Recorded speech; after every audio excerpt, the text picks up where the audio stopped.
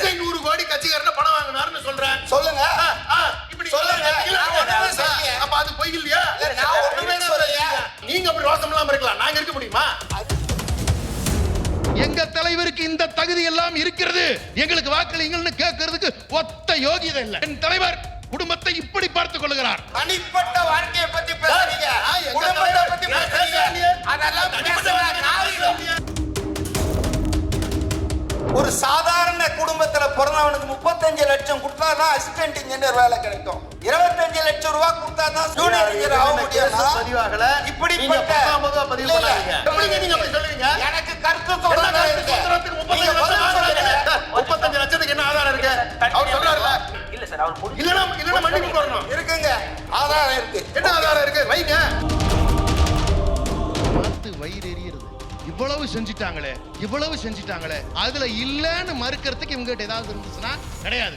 மேல போட்டு நீ தான் தொண்டை கிளிய கத்திரிய சொல்லு இதெல்லாம் பொய் அப்படின்னு சொல்ல, உனக்கு தான் அதே தெரியாத. நீக்கு தெரிஞ்சிருந்தா நீ அப்படி கத்த போற.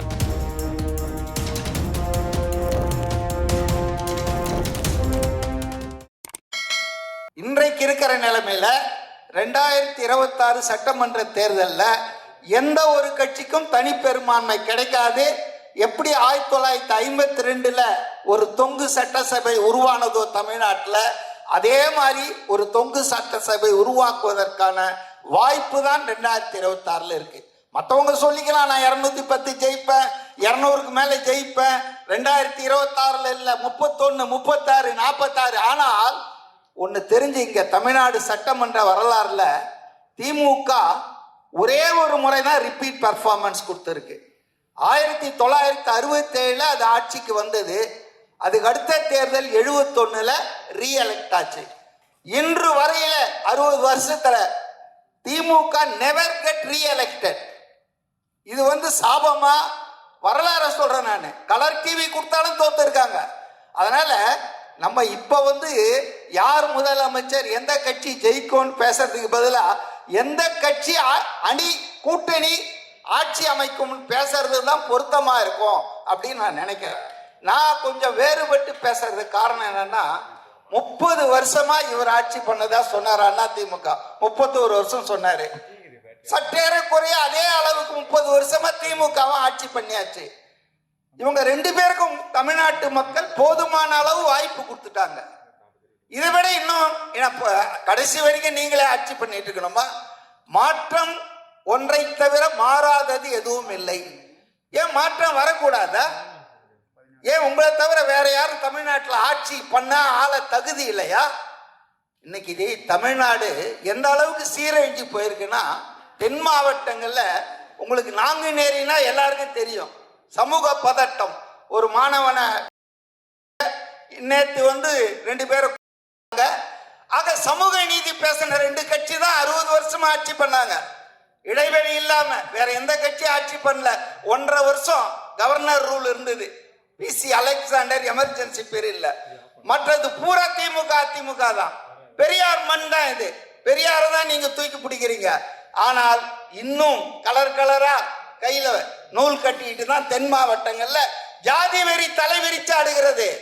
ஆணவ கொலைகள் இன்றைக்கும் தொடர்கிறது. வேங்கை வயல் தொடர்கிறது. ஆனா என்ன சொல்றீங்க நீங்க? நாங்க சிறப்பான ஆட்சி கொடுத்துட்டோம், உலகத்துக்கே வழிகாட்டி. போதாது, லஞ்ச லாவண்யத்தை பத்தி சொல்லி மாளாது. எதுக்கு எடுத்தாலும் லஞ்சம். நான் 2 கட்சியும் தான் சொல்றேன். லேட்டஸ்டா பாருங்க, municipal administration and water supply டிபார்ட்மெண்ட்ல அது குற்றச்சாட்டு தான். இன்னும் நிரூபணம் ஆகல, வழக்கு வரப்போகுது. ஆனா யோசிச்சு பாருங்க, ஒரு சாதாரண குடும்பத்துல பிறந்தவனுக்கு 35 லட்சம் கொடுத்தாதான் அசிஸ்டன்ட் இன்ஜினியர் வேலை கிடைக்கும். 35 லட்சம் கொடுத்தாதான் டவுன் பிளானிங் ஆபீசர் ஆக முடியும். 25 லட்சம் ரூபாய் கொடுத்தாதான் ஜூனியர் இன்ஜினியர் ஆக முடியும். பதிவாகல. இப்படிப்பட்ட ஒரு நிமிஷம் நீங்க பேசும்போது நீங்க தலையிடக்கூடாது. நீங்க பதில் பேசுங்க. வாய்ப்பு வரும்போது பேசுங்க. நீங்க எல்லாத்துக்கும் தலையிடக்கூடாதுங்க. நீங்க எல்லாத்துக்கும் தலையிடக்கூடாது. நீங்க வாய்ப்பு கொடுக்கும்போது பேசுங்க. நீங்க நடுவர் இல்ல. நீங்க நடுவர் இல்ல. நீங்க ஆதாரம் இல்லாம பேசும்போது எனக்கு கருத்து சுதந்திரம் இருக்கு. நீங்க பதில் சொல்லுங்க. இல்ல நீங்க எப்படி சொல்றீங்க? அது கருத்து சுதந்திரம் கிடையாது. அதெல்லாம் நீங்க ஏங்க, உங்க ஆட்சியை உங்க வச்சுக்க. கருத்து சுதந்திரம் என்ன? பொது 35 லட்சம் வாங்கணும்ன்றத பத்தி சொல்றதா? ஒரு ஆட்சியில சொல்றதா? என்ன ஆதாரம் இருக்கு சார்? 35 லட்சத்துக்கு என்ன ஆதாரம் இருக்கு? அவர் சொல்றாருல, இல்ல போஸ்டிங்க்கு அதுக்கு ஆதாரத்தை கொடுத்துட்டு பேச சொல்லுங்க. என்ன பேசணும் சொல்லுங்க. இல்ல அவர் பேசி முடிச்ச உடனே இல்ல நான் இல்லைங்க, அவர் குற்றச்சாட்டு சொல்லும்போது 35 லட்சம் 25 லட்சம் வாயில வந்து சொல்லிக்கிட்டு இருக்காரு. ஆதாரம் தான் வச்சிருக்காரா? அதை சொல்லுங்க.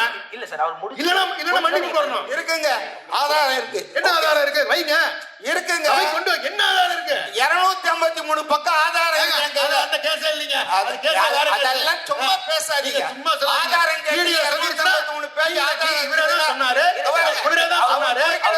இன்ன வழக்கே போட கூடாதுன்னு சொல்லி சொன்னாரு. வீடியோ சொன்னதும் இல்ல நான் குற்றச்சாட்டு வைக்கிறேன், நீங்க குறுக்கிட அவசியம் ஏற்படல. நீங்க குற்றச்சாட்டு வைக்கிறீங்க, நான் பதில் கொடுத்துட்டாங்க. நீங்க குற்றச்சாட்டு வைக்கல நினைச்சு பேசிட்டீங்களா? தனிப்பட்ட வாழ்க்கையை பத்தி பேசுறீங்க, குடும்பத்தை பத்தி பேசுறீங்க. அதெல்லாம் பேசுற நாரிகள். அதெல்லாம் பேசுற நாரிகள். தனிப்பட்ட வாழ்க்கையை பேசுறேன். குடும்பத்தை பத்தி பேசுறீங்களா? நீங்க குற்றச்சாட்டு வைக்கலையா? தனிப்பட்ட வாழ்க்கையை நான் பேசுறேன். ஒரு வார்த்தை பேசுறேன். எத்தனை பேர் பாக்குறீங்கல்ல சொல்லுங்க. தனிப்பட்ட வாழ்க்கையை நான் பேசுறேன்னா சாட்சிக்கு எத்தனை பேர் இருக்காங்கல்ல?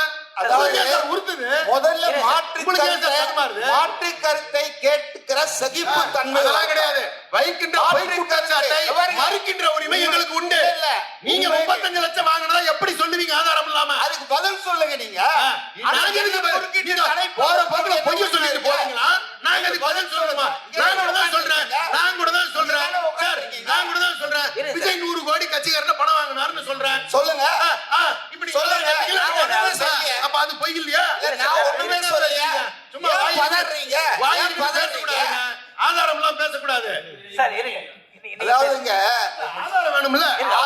ஆதாரம் இல்லாம தான் திமுக எல்லா தலைவர்கள் எல்லா கட்சி மேலயும் எதுக்கு வந்து கொடநாடு கொள்ளைக்காரன் எடப்பாடியை சொன்னாரு கருணாநிதி, ஸ்டாலின் ஆதாரம் வச்சுட்டு தான் சொன்னாரா? திமுக மேடையில பேசுறீங்களா? எல்லாம் ஆதாரம் வச்சுட்டு தான் பேசுறீங்களா? நான் பேசுறதுக்கு உங்களுக்கு பதில் சொல்றதுக்கு உரிமை உண்டு. எதை சொன்னா பதில் சொல்லணும் சொல்லக்கூடாதுன்னு இருக்கு. குறுக்கிட கூடாது. சொல்லுவீங்க இதுல கருத்து சுதந்திரம் சுதந்திரம் அல்ல, பொய் குற்றச்சாட்டு. நீங்க 50,000 வாங்கிட்டு வந்து உட்கார்ந்தீங்கன்னு சொன்னா ஒத்துக்குவீங்களா? நீங்க 5 லட்சம் ஒத்துக்குவீங்களா? நீங்க என்ன வேணா சொல்லுங்க. நீங்க அப்படி ரோசம் இல்லாம இருக்கலாம், நாங்க இருக்க முடியுமா? அதுக்குதான் ஒரு தலைவர் இருக்காங்க. உங்களோட சுற்று வரும்போது நீங்க அதுக்கு இல்ல சார், சொல்லலாம். அவரு 30 லட்சம் சொல்லி சொல்லும் போது ஒருவேளை அதுல சார்ஜ் ஷீட் இல்ல வந்து பணம் பிடிச்சிருந்தாங்க இல்ல ஏதாவது ஒரு நிகழ்வு இருந்திருந்து பேசுனா ஒரு சென்ஸ் இருக்கு. இது சென்ஸ்லெஸ் டாக்கா இருக்கு. ஒரு ஆதாரம் எல்லாம் பேசுறது வேற என்னன்னு சொல்லுவீங்க? அவ்வளவு நீங்க நான் பேசி முடிச்ச பிறகு சொல்லுங்க. அப்படி கிடையாது. நீங்க சொல்றது பதிவுல சார் முடிச்சிட்டு அவர் பேசி முடிச்சிட்டோம், நீங்க பேசி. அதனால இன்னைக்கு வந்து நம்ம நாம் தமிழர் கட்சி தம்பி சொன்னாரு, கனிம வள கொள்ளை தமிழ்நாடே கொல்ல போயிட்டு இருக்கு. மலைகள் எல்லாம் இன்னைக்கு தலைமட்டம் ஆயிட்டு இருக்கு. எதுக்காக துரைமுருகன் அவர்கள் மாற்றப்பட்டார்கள் அந்த துறையிலிருந்து? ஏன் வந்து ரகுபதி கிட்ட அந்த இன்சார்ஜ் போச்சு? இன்னைக்கு பொன்மொழி மேல வழக்கு தீர்ப்பு வரப்போகுது. செம்மன் வந்து மிக அதிக அளவு எடுத்துட்டாங்கன்னு சொல்லிட்டு.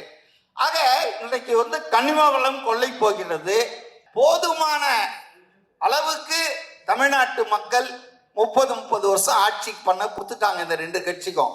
It is time a new party, new leader, emergent rule Tamil Nadu. ஏன்னா இன்னைக்கு தமிழ்நாட்டில் முதல்ல இருக்கிறோம். 2-3 விஷயம் நான் சொல்றேன். அதிகமாக கடன் வாங்கிய மாநிலம் தமிழ்நாடு. கேட்டா நாங்க அது இதுக்காக வாங்கணும் அதுக்காக வாங்கணும்னு வாங்க. சுதந்திரத்திலிருந்து எடப்பாடி அவர்கள் ஆட்சியை முடிக்கிற வரையில தமிழ்நாட்டின் கடன் 4.5 லட்சம் கோடி. 4.5 லட்சம் கோடி இன்னைக்கு 9 லட்சம் கோடியா 9.5 லட்சம் கோடியா மாறி இருக்கு. 5 ஆண்டில் மட்டும் ஸ்டாலின் அவர்களுடைய 5 ஆண்டில் கடந்த 67 வருஷமா வாங்கின தமிழ்நாட்டு கடனுக்கு இணையான அளவுக்கு கடன் வாங்கி இருக்கு. அப்ப இது என்ன மிஸ்மேனேஜ்மெண்ட் தான் இது? இது சரியான ஒரு நிதி நிலைத்த மேலாண்மை நடத்தி இருக்காங்களா தமிழ்நாட்டில்? ஏன் இவ்வளவு கடன் வாங்கணும்? 60,000 கோடிக்கு மேல வருஷத்துக்கு வட்டி கட்டிட்டு இருக்கிறோம். மாசத்துக்கு 5,000க்கு மேல வட்டி கட்டிட்டு இருக்கிறோம். இதெல்லாம் உங்களுக்கு என்ன கவலைன்னு ஒருத்தர் கேட்கிறாரு. அரசாங்கம் கடன் வாங்கினா அதை யார் கட்ட போறாங்க? ஆட்சியில் இருக்கிறவங்கள கட்ட போறாங்க. நம்ம தலையில தான் வரப்போகுது. பணத்துல பெரும்பகுதி லஞ்சமா வெளியே போகுதுங்க. நான் ஒன்னே ஒன்று சொல்றேன், கல்லணை கட்டினார அது அப்படியே இருக்குது. ஆனா ஏவா வேலு அவர் மாவட்டத்தில் ஒரு பிரிட்ஜு கட்டினார் 16 கோடியில், வெள்ளத்தில் அடிச்சுன்னு போயிடுச்சு. இதுதான் இந்த கடன் வாங்குறாங்களே இந்த தொகை கொஞ்சம் மக்களுக்கு கொடுக்குறாங்க, நான் இல்லைன்னு சொல்ல, அதை நான் எதிர்க்கல. ஆனால் பெரும்பகுதி இப்போ 4000 கோடி நம்ம கார்பரேஷன்ல சென்னை மாநகராட்சியில் மழை நீர் வடிகால் வாரியம்னாங்க. சின்ன மழை பெஞ்சா கூட மோட்டர் பம்ப் வந்து நின்றுட்டு இருக்குது. இப்போ 4000 கோடி என்ன ஆச்சு? ஆக பெரும்பகுதி பணம் வந்து தப்பா போகுது. பேசிக்கா நம்ம குடும்பத்தில் நமக்கு வரவு கம்மியாகுதுன்னா நம்ம செலவை கம்மி பண்ணி தான் ஆகணும் இல்லையா? அப்போதானே நம்ம ஃபைனான்ஸாக ஸ்டேபிளாக இருக்க முடியும். ஆனால் இங்கே வரவு கம்மியாகுதுன்றாங்க, அதை நான் ஒத்துக்கிறேன். பாஜக அரசு கொடுக்க மாட்டேன்து, வஞ்சிக்கிறது, அதெல்லாம் ரைட்டு. ஆனால் நீங்கள் அதுக்கேற்ற மாதிரி நம்ம செலவை கம்மி பண்ணோம்ல. விளம்பரம் மட்டுமே இன்னைக்கு பேப்பருங்களை எடுத்து பாருங்க, ஒரு மாசமா 1000 கோடி ரூபாய் விளம்பரம் தேவையா? இல்ல சார், அவர் சொல்றது இந்த ஒரு 1000 கோடி ரூபாய் இந்த அரசாங்கத்துக்கு டெய்லி ஃபுல் பேஜ் விளம்பரம். இல்ல சார், இந்த ஒரு கேள்வி வந்து ஒரு முக்கியமான கேள்வி. பாருங்க, அதிகமா விளம்பரப்படுத்தப்படுது அப்படின்ற ஒரு குற்றச்சாட்டு, அரசாங்கம் அதீத அளவுக்கு வந்து தன்னை விளம்பரப்படுத்திக் கொள்கிறது அப்படின்ற ஒரு குற்றச்சாட்டு இந்த 5 வருஷத்துல 4000 கோடி ரூபாய் விளம்பரம் பண்ணிருக்காங்க. அதுக்கு அவர் பதில் சொல்றாரு. அதாவது அவர் சொல்றாரு, ஏன் விளம்பரம் கொடுக்குறீங்கன்னு. அந்த விளம்பரத்தை படிச்சு பார்த்தீங்கன்னா சாதனைகளினுடைய பட்டியல் இருக்கும். பார்த்து வயிறு எரியுறது. இதெல்லாம் வேற ஒன்றும் கிடையாது. இவ்வளவு செஞ்சிட்டாங்களே, இவ்வளவு செஞ்சிட்டாங்களே, இதெல்லாம் தினதினைக்கும் காலையில படிச்சுட்டானா எவனுமே ஜனங்க அனுபவிச்சு உணரணும். அனுபவிச்சு உணரணும். உங்களுக்கு கோவம் வருதுல்ல, உங்களுக்கு கோவம் வருதுல்ல, இப்போ உங்களுக்கு கோவம் வருதுல்ல, அது மாதிரி தான் எனக்கு வரும். அப்போ உங்களுக்கு பதட்டம். ஜனங்க அனுபவிச்சு உணரணும். எத்தனை சாதனைகளும் துறை ரீதியா ஏதாவது நான் கேட்கிறேன், அதுல இல்லன்னு மறுக்கிறதுக்கு இவங்க கிட்ட ஏதாவது இருந்துச்சுன்னா கிடையாது. மேடை போட்டு நீ தான் தொண்டை கிளிய கத்திரிய சொல்லு இதெல்லாம் பொய் அப்படின்னு சொல்ல, உனக்கு தான் அதே தெரியாத. படிக்க தெரிஞ்சிருந்தா நீ அப்படி கத்த போற, பொறுமையால பேசியிருப்ப, ரைட்டா? அப்ப நான் என்ன கேட்கிறேன், அப்புறம் 4000 கோடி இந்த சென்னைக்கு மழை நீருக்கு செலவு பண்ணோம்னு சொல்றாரு. ஐயா கேட்கிறேன், இந்த வருஷம் மழை பெஞ்சதில்ல, ரெட் அலர்ட்ல 27 சென்டிமீட்டர் மழை ஒரே நாள்ல.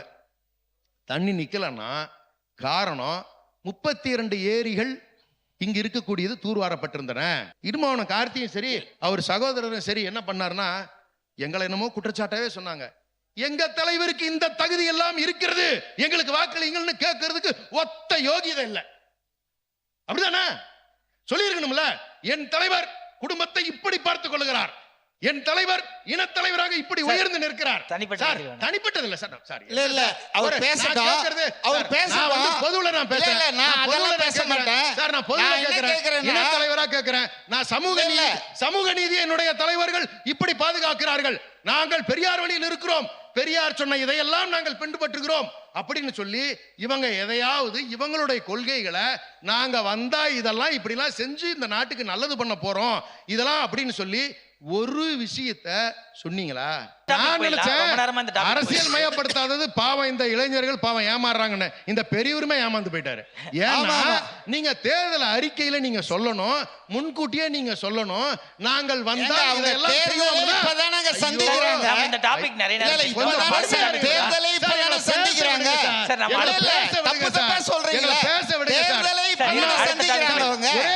ஒரு 30 செகண்ட்ல நான் வந்து இதை நிறைவு பண்ணிக்கிறேன்.